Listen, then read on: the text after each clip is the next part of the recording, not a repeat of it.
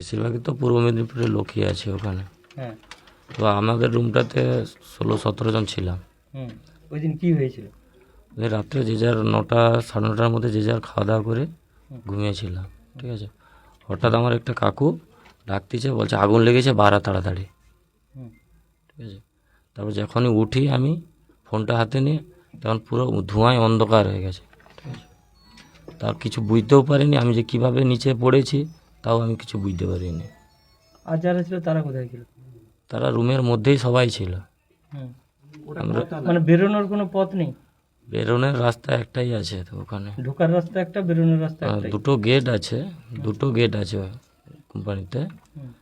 যেটাতে আগুন লেগেছে ওধার থেকে ওধারে একটা গেট আছে, আর একটা সামনের দিকে গেট আছে বাড়ানোর, ঠিক আছে।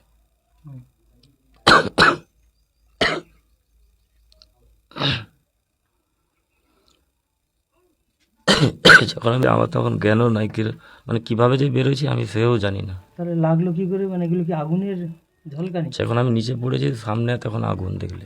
মানে আপনি দোতলায় ছিলেন? হ্যাঁ। আর যেখানে পড়ছেন সেটা আগুনেই পড়ছেন? না, সেখানে কোনো আগুন নেই, আগুন পাশে। তারপরে ওখান থেকে বেরিয়ে বাঘ গেটের বাইরে চলে এসি আমরা। তা আগুনটা তাহলে আপনার গায়ে লাগলো কখন? কিভাবে লেগেছে ওটা তো আমি জানি না, ঠিক আছে। ওই যে আগুনের সামনে পড়েছি, সামনে তো আগুন ছিল, ওটাই শুধু এইটা লেগেছে, ঝলকাটা। ঝলকাটা লেগেছে। তখন অনেকে ভেতরে ছিল? ভেতরে ছিল সবাই। মানে ভেতরে যারা ছিল বেরোতে পারেনি, চিৎকার হচ্ছে? দমকল কি আসেনি আপনারা যখন ওই যে দমকলটা একটু পরে এসছে। পরে এসছে? আপনাকে কে উদ্ধার করলো?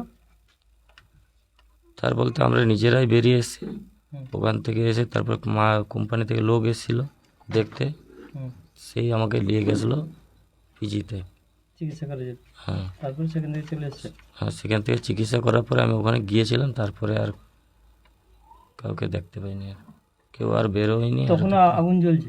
আগুন জ্বলছে দেখুন। ওখানে কটা গোডাউন ছিল?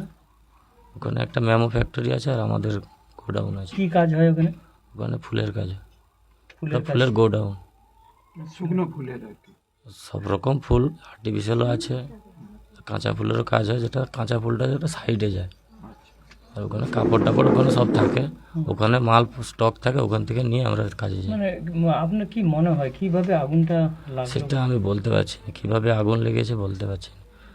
এবার 4-5 দিন নাইট হয়েছে তো, আর ওই দিন নাইট নাই বলে সবাই ঘুমিয়েছি, তাড়াতাড়িও ঘুমিয়ে গেছি। অন্য দিন 12টা-1টা পর্যন্ত ফোন ঘাঁটা হয়। কালকে রাতে আর ফোন কেউ ঘাঁটেনি, যে যার নাইট করে মানে ঘুমিয়ে গেছে। আপনি কি মঙ্গলবার দিনে গিয়েছিলেন এখান থেকে? এখান থেকে আমি গিয়েছি